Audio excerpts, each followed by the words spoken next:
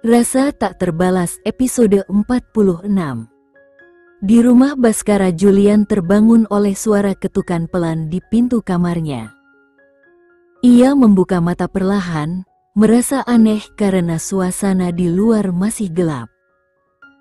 Mengernyit bingung, ia berusaha memahami siapa yang mengetuk di jam seperti ini. Dengan hati-hati, Julian melepaskan tangan Jenny yang melingkar di dadanya. Setelah memastikan ia tidak terbangun, ia turun dari tempat tidur, mengenakan celana dalamnya, dan berjalan menuju pintu. Ketika membuka pintu, ia mendapati salah seorang pelayan berdiri di sana dengan kepala tertunduk. "Ada apa?" tanyanya, nada suaranya rendah namun tegas. "Tuan Muda, Tuan Bima dan Tuan Niko sedang menunggu Anda di ruang tamu," jawab pelayan itu dengan sopan. Julian menaikkan satu alis, merasa heran dengan kedatangan mereka di waktu seperti ini. "Suruh mereka menunggu. Aku akan segera turun," katanya singkat. Pelayan itu mengangguk dan berlalu, sementara Julian menutup pintu kembali. Ia menoleh ke arah tempat tidur, senyum tipis muncul di wajahnya ketika melihat Jenny masih terlelap dengan wajah damai. Dengan langkah ringan, ia berjalan mendekat dan merapikan selimut yang menyelimuti tubuh istrinya. Ia memastikan Jenny tetap nyaman sebelum meraih kaosnya yang tergeletak di kursi dan mengenakannya. Tanpa membuat suara, ia keluar dari kamar dan menuju ruang tamu. Saat menuruni tangga, Julian langsung melihat pemandangan yang cukup kontras. Bima terlihat setengah tertidur di sudut sofa, sementara Niko gelisah, duduk dengan tangan meremas kakinya. Julian mendekati mereka dengan langkah santai. "Apa yang kalian lakukan di sini selarut ini?" tanyanya, nadanya penuh dengan rasa ingin tahu yang bercampur lelah. Bima membuka mata dengan malas, mengucek matanya dengan gerakan lambat. "Tanya saja pada orang bodoh ini," katanya sambil menunjuk ke arah Niko. Julian menoleh ke Niko, menunggu penjelasan. Namun sebelum ia sempat bertanya lebih lanjut, ia memberi instruksi kepada seorang pelayan yang sedang berdiri di dekat pintu. "Pergilah ke kamar atas dan jaga nyonya mudamu. Kalau dia bangun, beritahu aku segera." Pelayan itu menganggukkan kepala dengan sigap sebelum pergi meninggalkan ruangan, membiarkan ketiganya di ruang tamu yang hening.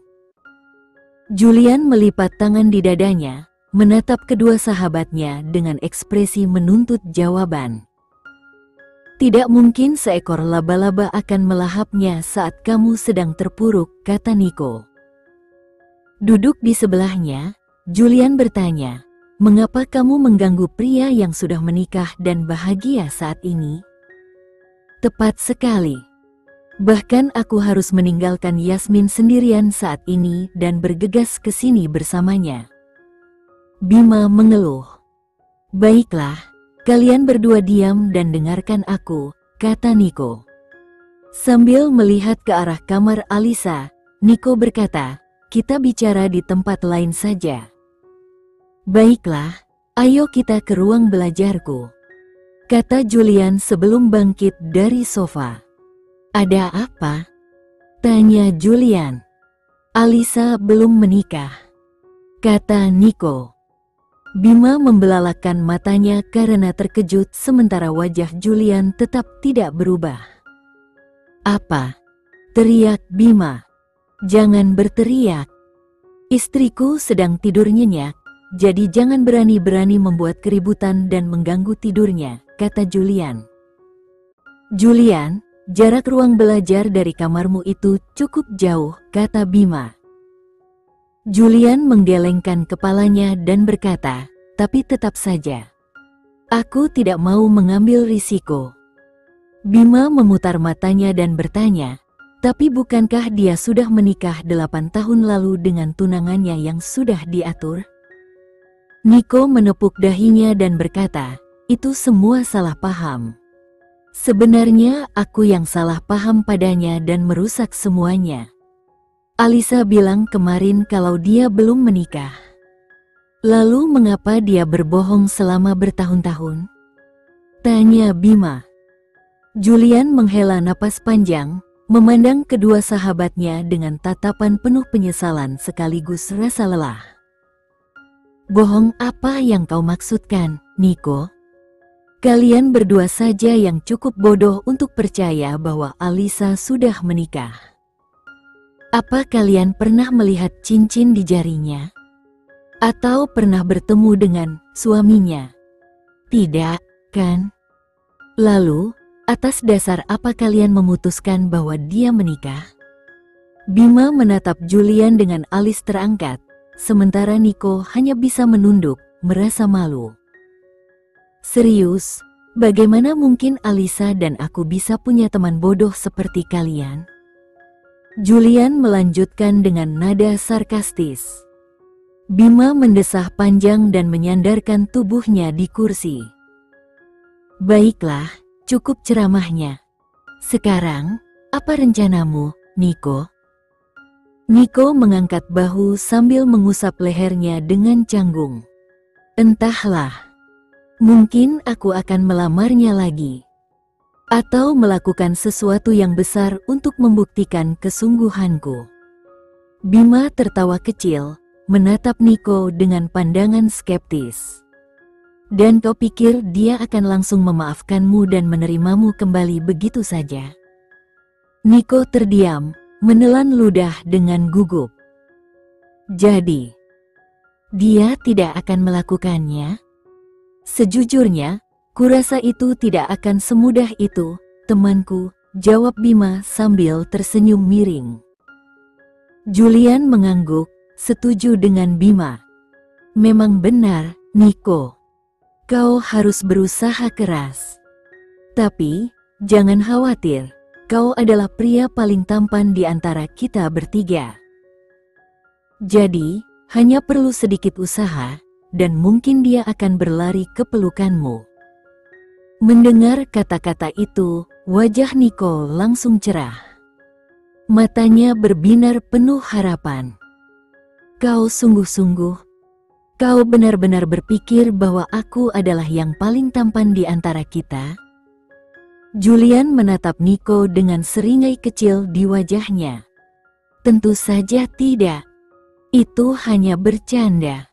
Kita semua tahu bahwa akulah yang paling tampan di antara kita bertiga. Aku hanya mencoba menghiburmu. Bahkan aku lebih tampan dari kalian berdua, sela Bima sambil menyilangkan tangan di dadanya. Sebelum perdebatan konyol itu semakin jauh, seorang pelayan mengetuk pintu ruang belajar dan masuk dengan ekspresi tenang.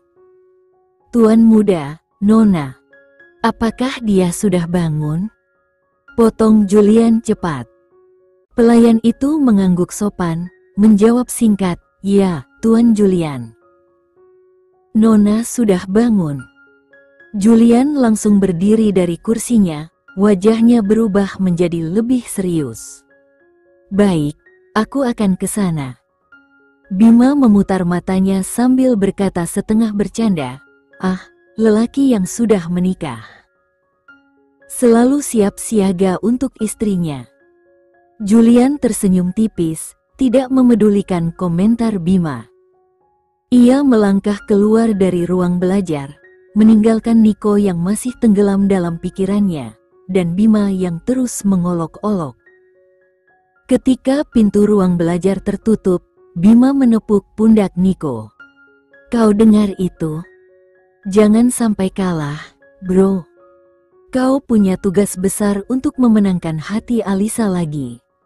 Nico mengangguk, memantapkan diri. Aku tidak akan gagal lagi. Nico menghela napas panjang sambil menyandarkan tubuhnya ke kursi. Istri memang selalu lebih penting daripada teman sekarang, katanya dengan nada bercampur kesal dan pasrah. Bima berdiri sambil merentangkan tangannya.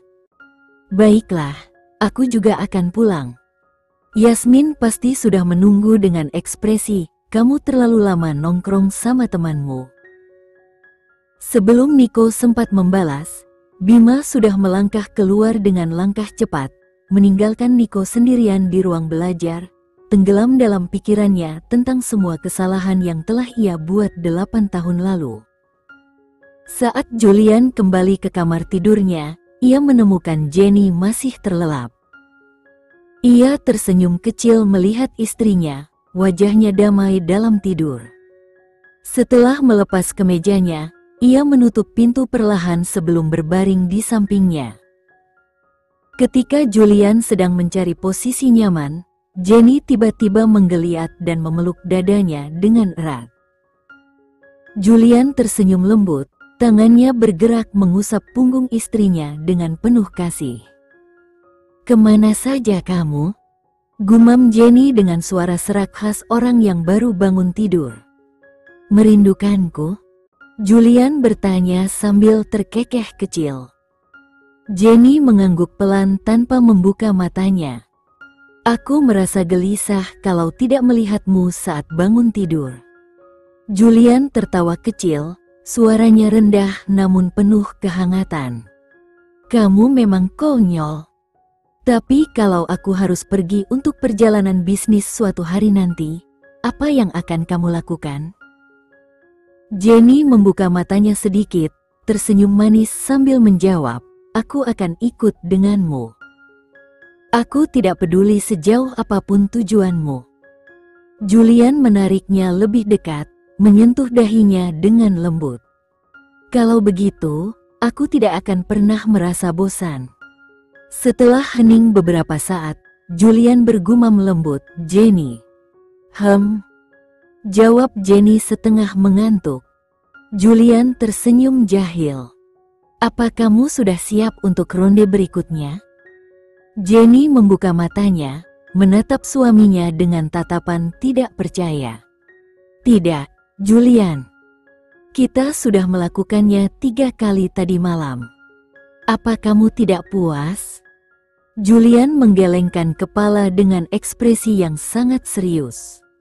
"3 itu angka sial, sayang.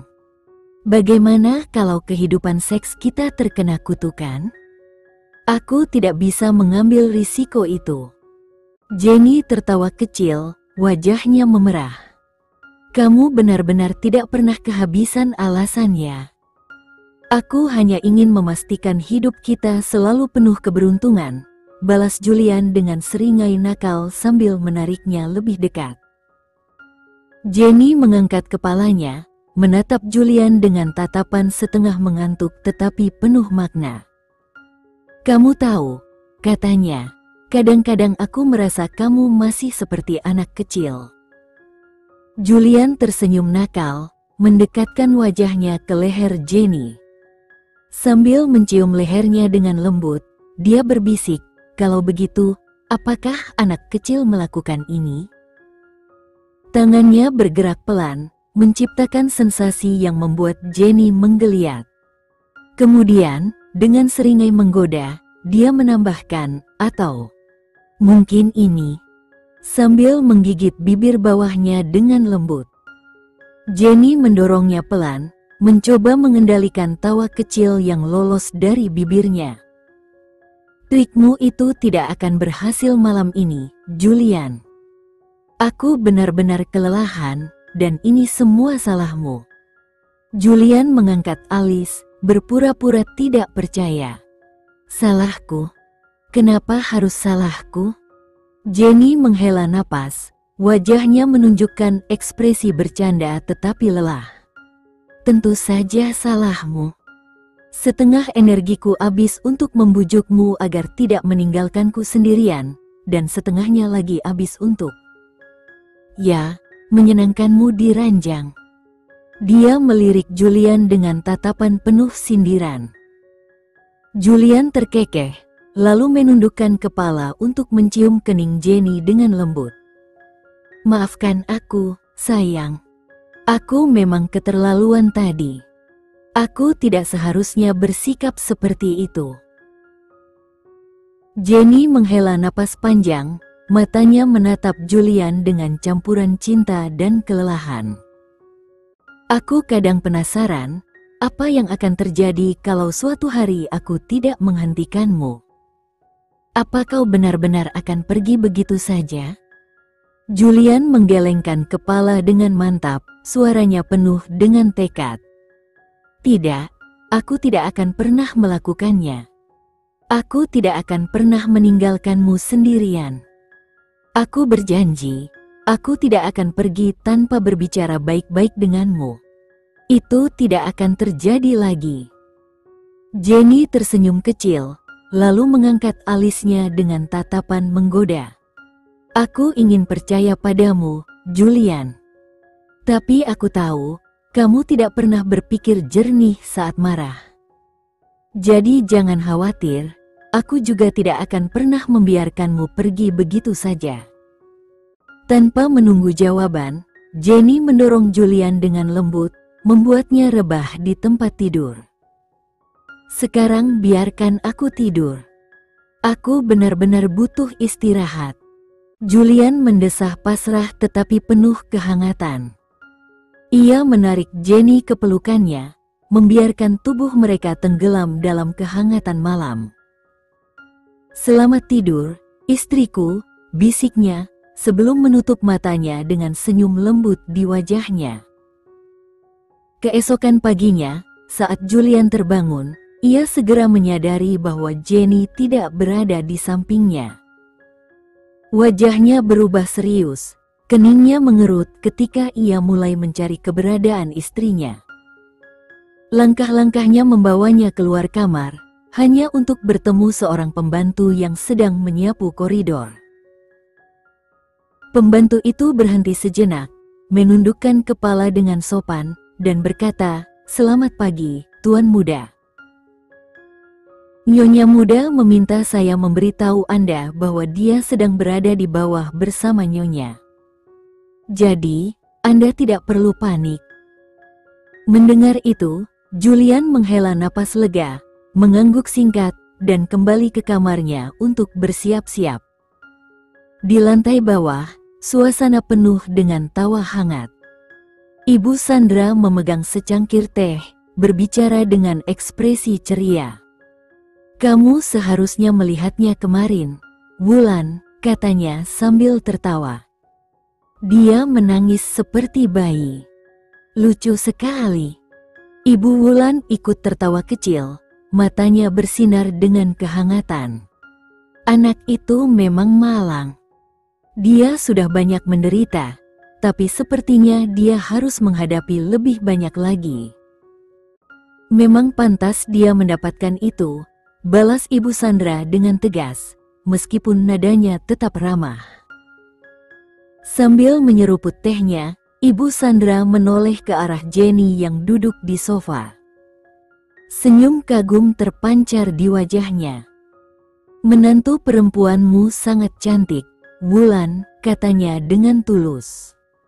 Ibu Wulan tersenyum bangga. "Tentu saja. Saya tahu itu sejak awal. Namamu Jenny, kan?" tanya Ibu Sandra sambil menatap Jenny dengan mata penuh kasih. Jenny mengangguk sopan, senyum lembut menghiasi wajahnya. "Kamu sangat mirip dengan ibumu," puji Ibu Sandra. "Tenang, anggun, dan cantik." Jenny sedikit terkejut mendengar itu. "Anda kenal dengan ibu saya?" tanyanya dengan rasa ingin tahu. Ibu Sandra mengangguk pelan, mengenang masa lalu. "Ya, kami pernah bersekolah bersama saat SMA. Dia adalah wanita yang luar biasa." Jenny tersenyum hangat. "Ibu saya jauh lebih cantik dibandingkan saya." Ibu Wulan, yang mendengar percakapan itu, mengerutkan kening seolah berpura-pura kesal. "Sandra, kau datang pagi-pagi hanya untuk membuat putriku sedih?" tanyanya dengan nada bercanda. Ibu Sandra terkekeh pelan. "Tentu saja tidak. Aku kesini karena aku ingin bertemu dengan menantu perempuanku yang luar biasa ini, katanya sambil menatap Jenny dengan penuh kasih. Itu dia, ujar Ibu Wulan dengan senyum kecil sambil menunjuk ke arah Ana yang sedang berjalan mendekat. Alisa melangkah dengan ragu sebelum bertanya, "Ibu, apa kau memanggilku?" Ibu Wulan menggelengkan kepala, lalu menunjuk pada wanita yang duduk di sampingnya. "Bukan aku, Nak. Itu ibu mertuamu yang memanggilmu." "Ibu mertua?" Alisa bertanya, terkejut. Wajahnya berubah gugup saat melihat wanita paruh baya dengan senyum ramah di wajahnya.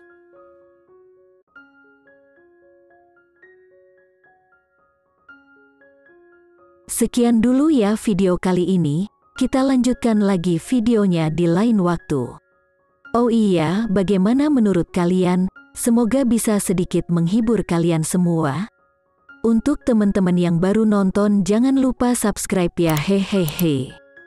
Dan kalau teman-teman ada yang ingin gabung langganan, bisa langsung gabung saja untuk dapat fitur yang menarik dan sedikit membantu Mimin. Terima kasih banyak sudah menonton, sampai jumpa lagi, bye.